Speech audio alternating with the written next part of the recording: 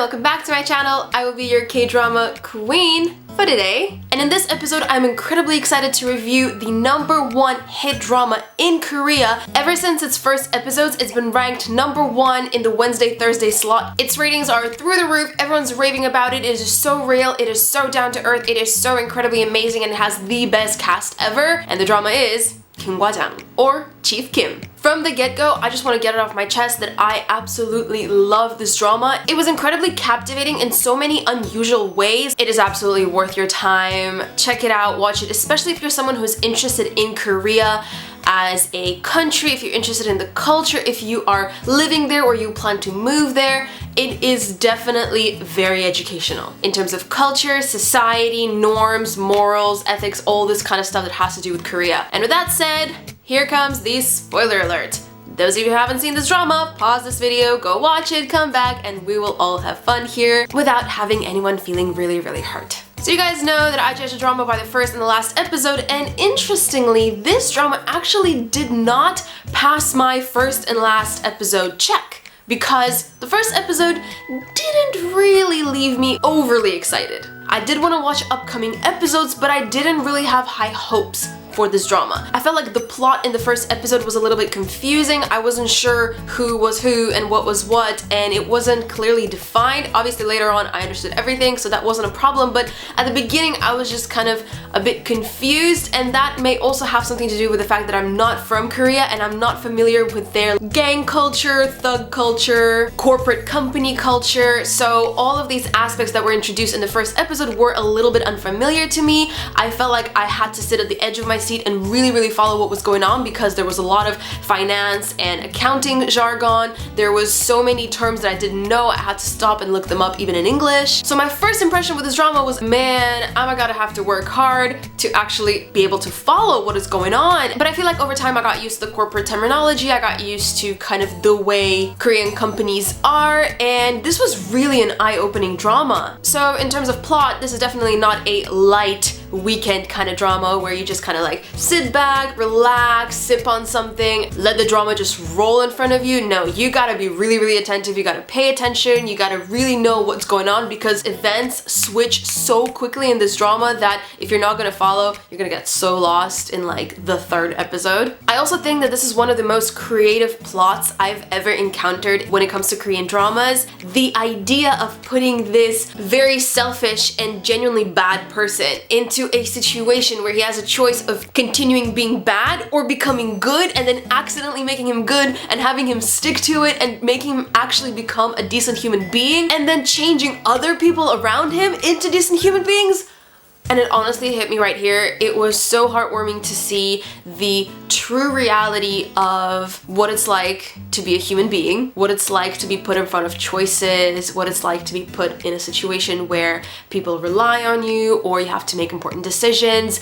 It was so real. As someone who lives outside of Korea, I do follow Korean news, and I do know that the kind of general stereotype in a Korean society is that a person is going to be considered successful if they work for a big corporation, and huge conglomerates pretty much rule Korea. So conglomerates like Samsung or Lotte, like they pretty much have control over the entire country. Seeing that being tackled in this drama was really refreshing, and I was actually thinking to myself like, oh my god, is this allowed? I mean, of course, South Korea is a democracy, so they can pretty much put whatever they want on TV as long as it is, you know, age appropriate and whatnot. Tackling these kinds of very fundamental societal issues was very nice for me to see. In addition to pointing out the very difficult nature of corporate life in Korea, where it's incredibly competitive, people don't care about one another, they only care about their own survival and their own paycheck and their own kind of benefits. It was really interesting to see this one crazy person being put in that environment and just like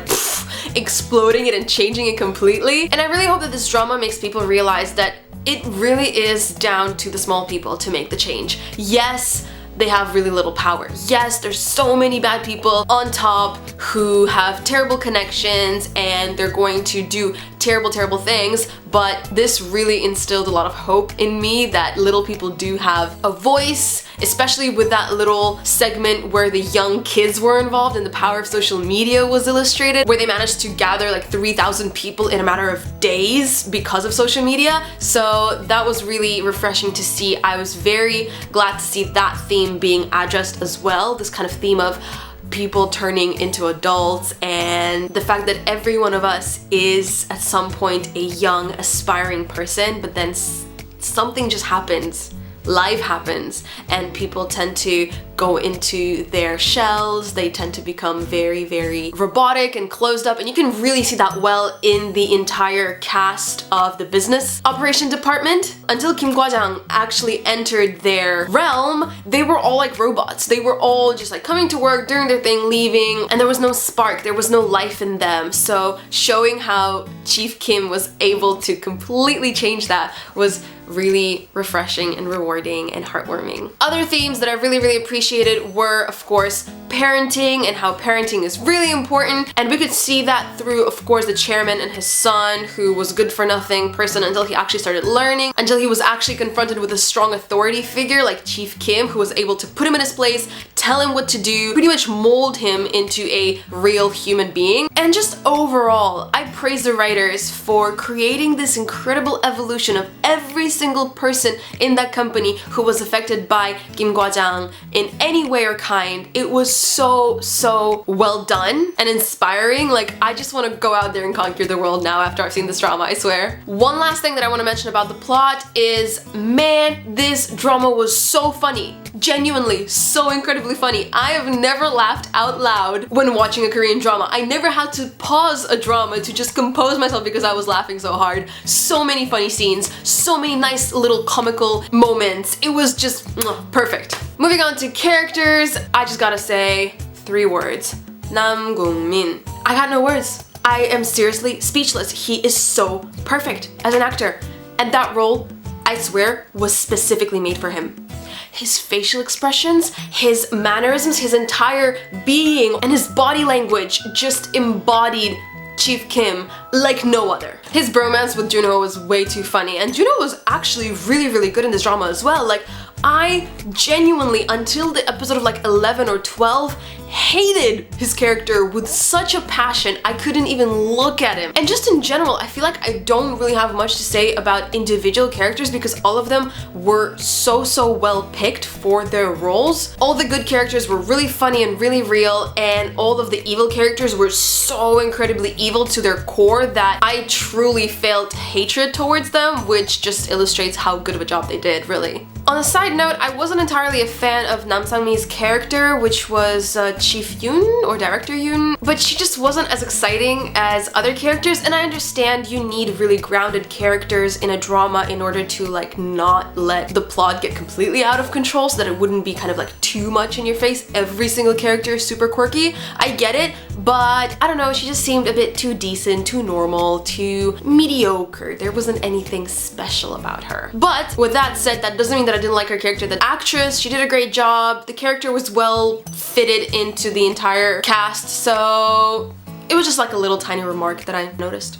I don't know. In terms of production, I actually have a lot of things to say today. Man, the cartoons that appeared at the end of every single episode was my favorite part of the episode, by far. They were just so quirky and so cute and funny and interesting, and just like left you with a really nice kind of conclusion to every single episode, and then they really organically went into the review.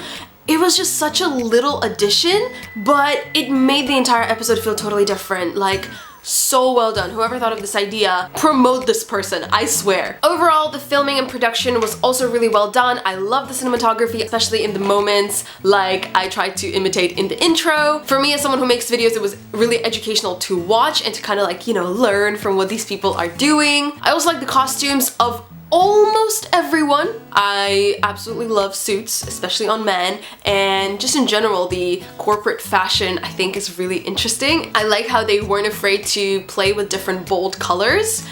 But Director Yoon, whoever was her Kori, I just don't even understand what they were thinking. Kori in Korean is a coordinator, and most of the time it refers to someone who kind of like dresses them and coordinates whatever they're wearing. What was with her skirts and her shirts? And they were way too long and way up high. Shirts were way too puffy. She just looked like a sack of potatoes 90% of the time. I felt so terrible because she looks like she has a really nice body, and I'm not saying that she needs to like wear super short skirts like the intern did at some point, where I really didn't appreciate that, because like, you're coming to work. You don't need to wear such a short skirt, but that's beside the point. I guess they were trying to create a certain style with her character, but it was just a bad style. Like, bad. Not good. Not attractive. Not appealing. Not aesthetically pleasing to the eye. Nothing. Just...